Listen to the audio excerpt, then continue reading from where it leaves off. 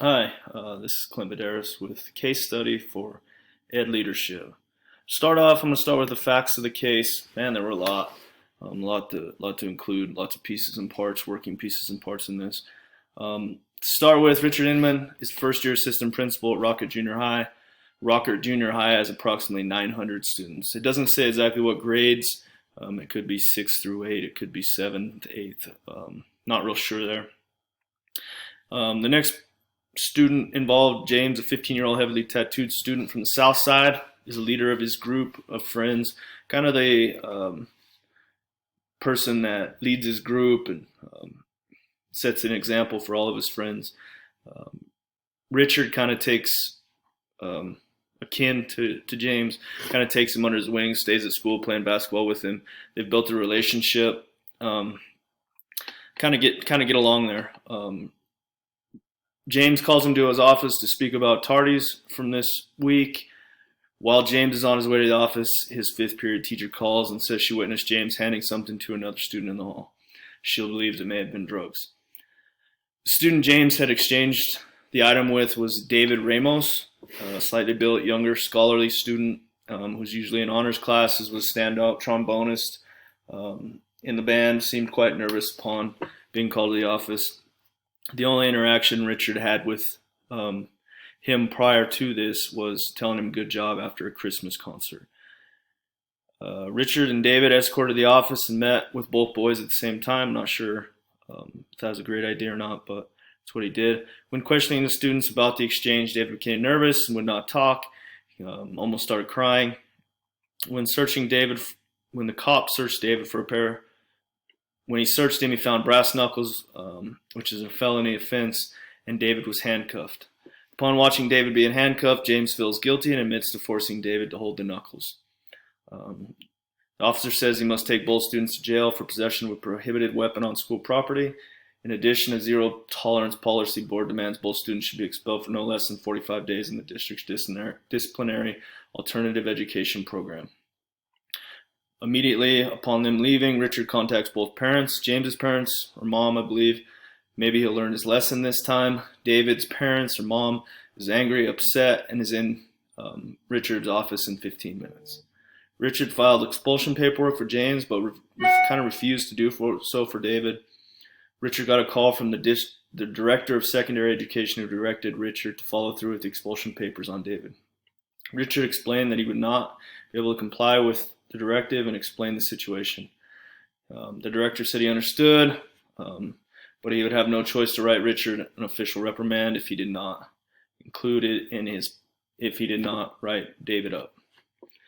All right, transitioning to section 2. Come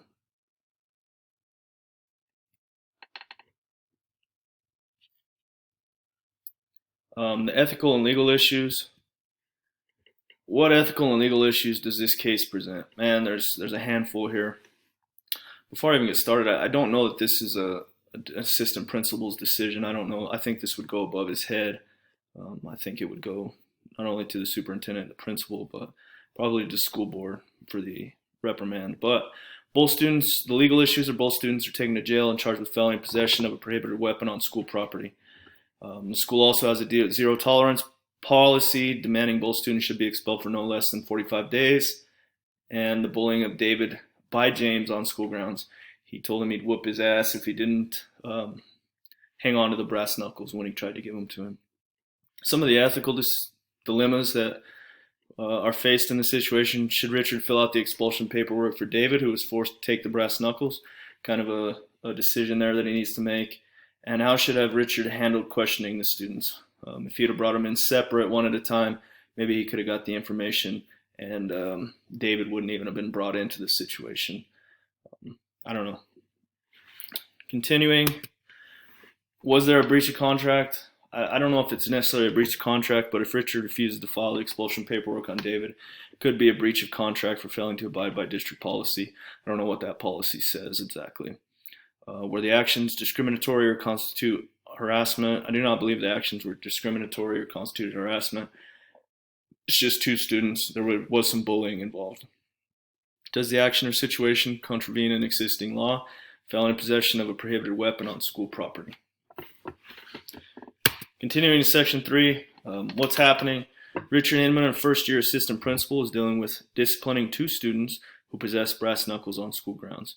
One of which is admitted to making the other student hold them, and he must make ethical decisions to help each student's future. Section 4, the facts. People involved in the situation are obviously Richard Inman, the first-year assistant principal at Rocket Junior High. Rocket Junior High has approximately 900 students. James, a 15-year-old heavily tattooed student from the South Side, leader of a group of friends. David Ramos, a slightly built younger scholar who participated in honors classes, was standout trombonist in the band. The teacher who witnessed the exchange between the 2 students. The police officer who was involved in questioning and arrested students. The parents of David and James. And the director of secondary education who has contacted Richard. The facts, place where this occurs, the type of community, we're not given a ton of information. We just know it's at Rocket Junior High School, approximately 900 students. Seems like a fairly diverse community with the fact that there's South Side kids. Seems like kids from different areas and neighborhoods, so it makes it diverse. Continuing, the programs included in the types of school, the curriculum, and the grade levels. It's a junior high level school. It doesn't say exactly what grades, but there are 900 students within this junior high school. Section 5, review and prioritize the information. In order to make a quality decision, we must review and prioritize the information and how it can affect ourselves, stakeholders, the community, and the students. First of all, the stakeholders who should be involved or are involved: Assistant Principal Inman, the students involved in this altercation, the parents of the 2 students, the teacher who saw it, and all teachers, the community, the superintendent, the principal, and the school board. Stakeholder impact: the decision could be damaging to the safety of the students, parental concerns about safety procedures if they're not followed. The wrong decision could impact the future of an innocent student. Repercussions for not filing paperwork on David. Those are the stakeholder impacts. Mr. Inman could face, issues if he doesn't file the proper paperwork. I think the stakeholders who need to be involved are first the superintendent, principal, the police, the legal team, parents of both students, James and David. I think the legal team is a huge thing, just so we're dotting our I's and crossing our T's. But like I said, I think this goes above the vice principal's pay grade. But these people definitely need to be involved in making a decision. We need to analyze board policy, speak with legal representation, superintendent, and the principal prior to doing anything.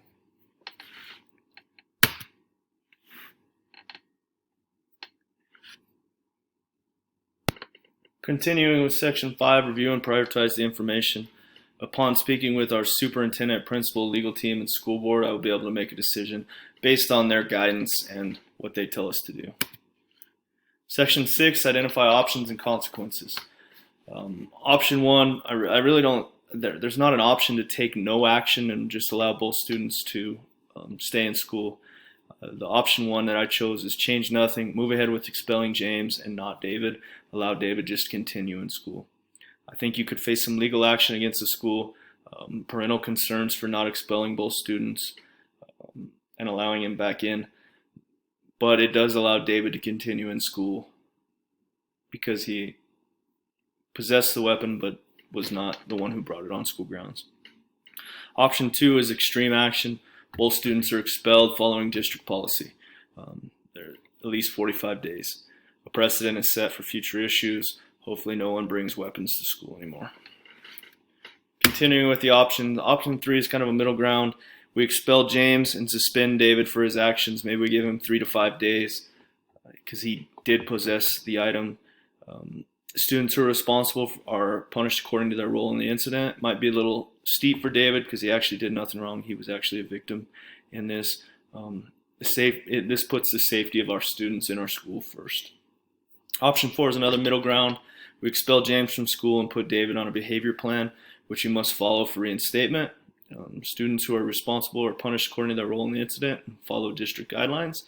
The safety of the students is put first, and I believe the punishment does fit the crime. It's consistent. Evaluating our options, pros and cons, outcomes. The no action, I don't know if there's any pros. We lose a student, I don't know if that's what's best. And we don't punish the other. I think there needs to be some continuity in our decisions. The cons are we're still at risk of legal action and poor community support. If they hear that we allowed a student who may have some issues, we could face legal action against the school. Extreme action sets an example and eliminates legal action. It punishes both. The only thing that could come back on us is maybe David's parents file some legal action for unethical expulsion. Could be tough to defend the expulsion of David as fair. Maybe he was bullied in the situation. He was forced to do this. He probably could have done some things to get him out of this, but it sets a precedent for bringing weapons to school. Middle ground number one, punishment fits the crime for both students. David will miss some time, but will be allowed back. James will struggle with expulsion. He is already struggling, and he'll continue to struggle. James is expelled and falls further from gaining an education. David is allowed back following his suspension. Middle ground number two, option 4, punishment fits the crime for both students. James faces expulsion, which is going to cause more issues for him down the road. David continues in school, and James is expelled, are the outcomes. Section 8, choose your best option. I believe that option 4 is best. After careful consideration and reflection, I believe option 4 creates the best opportunity for our school and students. David will be allowed to continue in school with a behavior plan, and James will be expelled. David is put on a behavior plan. James is expelled for bringing the weapon on school grounds. Richard followed district policy and did what was ethical in the situation. Section 9 is implementation. Step 1, I think prior to all this, I think the superintendent or the principal need to discuss the ethical punishment for each student. But in the implementation, I would also tell the superintendent and principal what my plan was for each student. Step 2, meet with both sets of parents and discuss the legal actions the school is taking against the students, what we expect from the students, and how we can move on from this. Step 3, discuss the behavior plan with David so he's aware of what he must do to meet the agreement, what type of plan he'll be on, and make sure he's aware of what his role is in that. Step 4, establish guidelines for future situations that may arise with weapons on school grounds.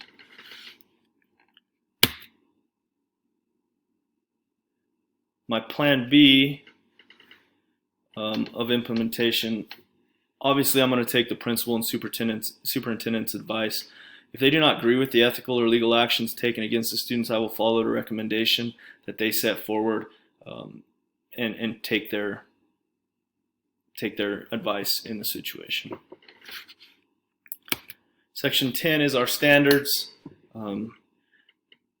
I felt like this was a very beneficial ending to the class. I think it tied everything together very well.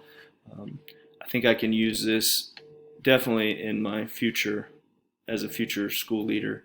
I really feel like it benefited me a lot. I appreciate the class. I feel like it was one of the most important. It's really beneficial to me. Thank you for your time. Have a good day.